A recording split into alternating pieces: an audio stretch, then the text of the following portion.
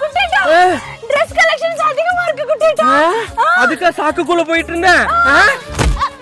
ஆமாங்க, திருப்பூர் மோகன் ஷாப்பில எப்பவுமே கலெக்ஷன் அதிகமா தாங்க இருக்கும்.